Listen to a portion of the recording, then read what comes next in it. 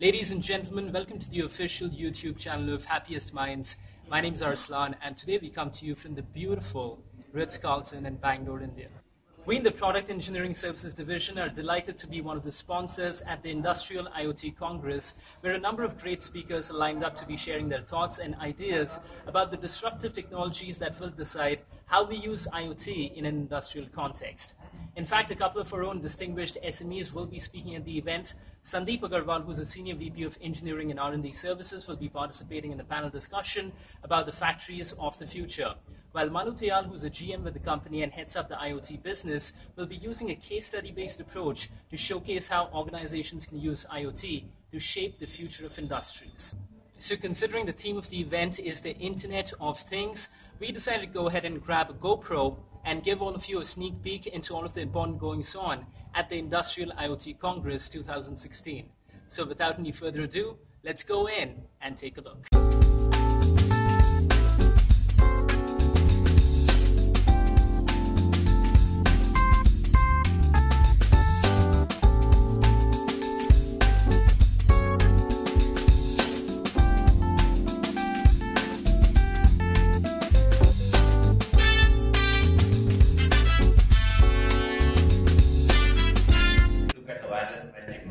Sensors which are connected on a wireless way. When you connect it over a mesh network, the single point of failure actually kind of eliminates.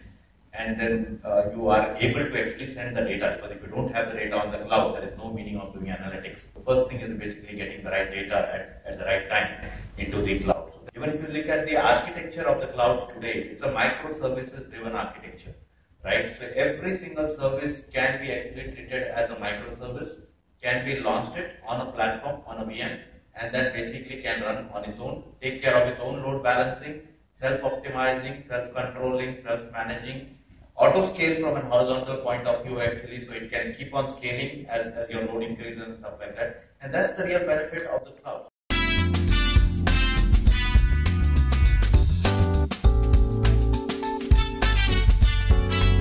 Sandeep, you just got done with the panel discussion, and it was a very interesting and exhaustive one. So tell us at a high level, what do you think the factories of the future are going to look like? Arsalan, I think it's a nice question actually. As I mentioned in my panel as well, right? The factories of the future is not just about automation. It's just not about cost cutting. It's not just about productivity loss. It's more about how you're going to monetize the data, how you're going to use the data, how you're connecting different sources of data, and through the API economy actually take the advantage of this connected factories coming together.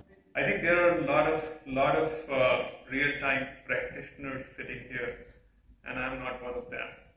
Right? The perspective I'm going to bring in is more from the customers we have worked with and the type of work we have done and our inferences of what's happening in this industry. We are working with a lot of companies who are saying, oh, I had this controller in my compressor, right? But I want to create the next generation platform now. This next generation platform should cater to what I really believe is the IoT or the connected compressor is going to be.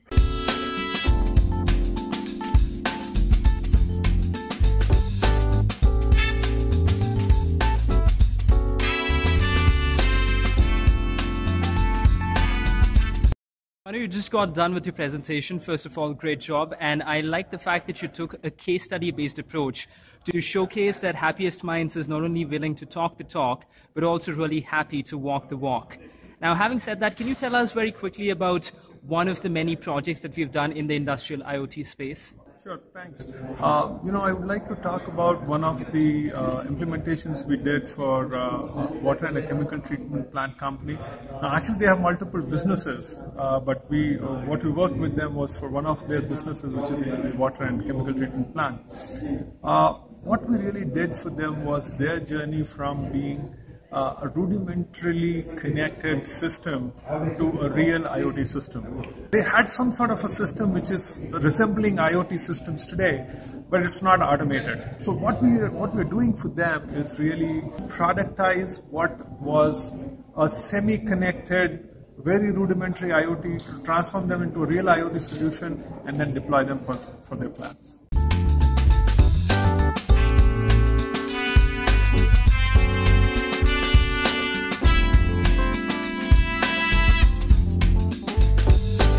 this is where we have been in the journey with our customers, taking them right from consulting to the implementation and engineering pieces for them.